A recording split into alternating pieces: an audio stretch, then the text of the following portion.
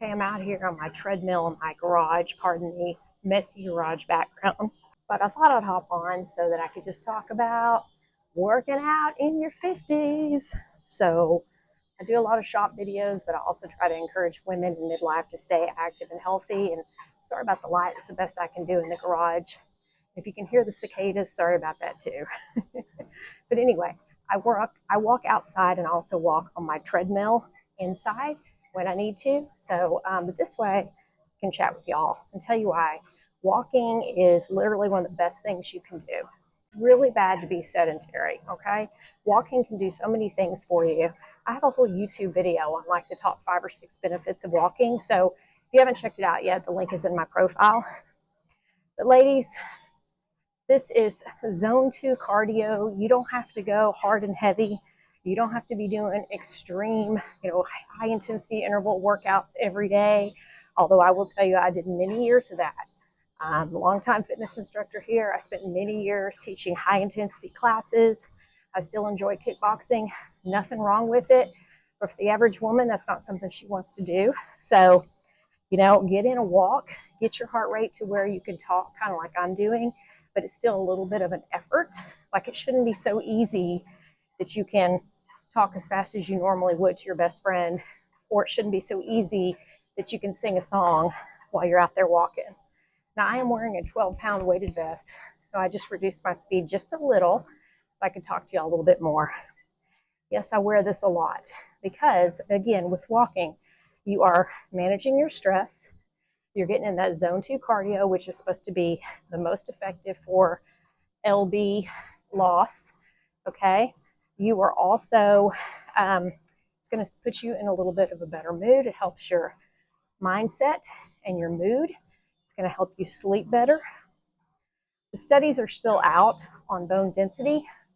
There's nothing that says there's a direct correlation between, for example, walking with a weighted vest and increasing your bone density. However, it is shown that weight-bearing exercises, walking being one of them, does help improve bone density.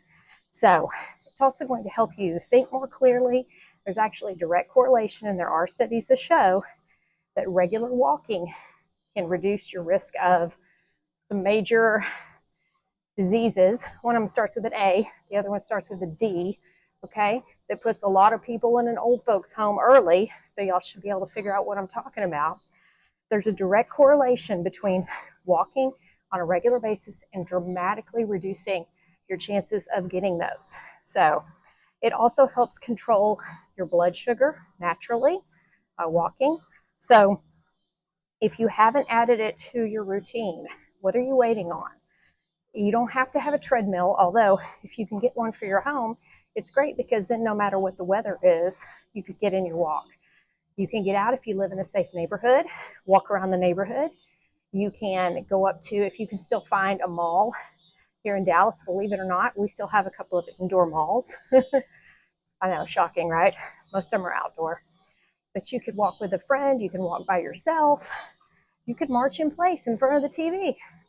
What those little walking pads are great for too, and I'm going to get one soon because they're small, they don't take up much space, and you can just move while you're watching TV or even maybe while you're working underneath your desk. But you're going to feel better, you're going to sleep better, you're going to help control your LBs, okay, by doing this consistently. Another thing is they've shown that going for a walk after a meal is just as effective at maintaining and controlling blood sugar as taking an artificial substance to help with that. So I'd encourage you to, if you're working on LB management, definitely incorporate a little walk right after your meals. I'm also a big advocate of doing everything in moderation according to your level and working your way up. You don't have to start right away, ladies, and be out doing a 45-minute to 60-minute walk right away if that's not something that you do regularly. Start with 10 minutes. Maybe you do it after each meal. 10 minutes 3 times a day is still 30 minutes of walking. That's going to benefit your heart so much. It's going to benefit your cardiovascular system so much. You're probably going to be sleeping better. As you get more used to it, you want to increase the amount of time that you're walking.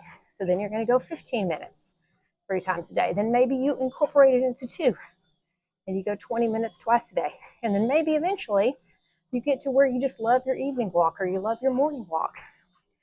Ultimately, at the end of the day, your goal should be, in my opinion, right, to get in 40 to 50 minutes of sustained zone 2 cardiovascular work, to where your heart and lungs are having to work to maintain your pace. But like I said, it's not so much that you can't carry on a light conversation. You know, you could still do that if needed, but you shouldn't be able to sing a song or, you know, get too animated with it. So it's going to help you so much. And I'd love to hear from y'all. How much walking do you currently do every day?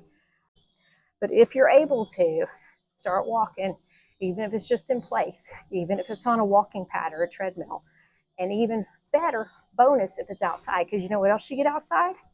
You get nature, you get fresh air, you get sunshine. That is proven to improve your mood and your state of being and the way you look at things. There's my encouragement today.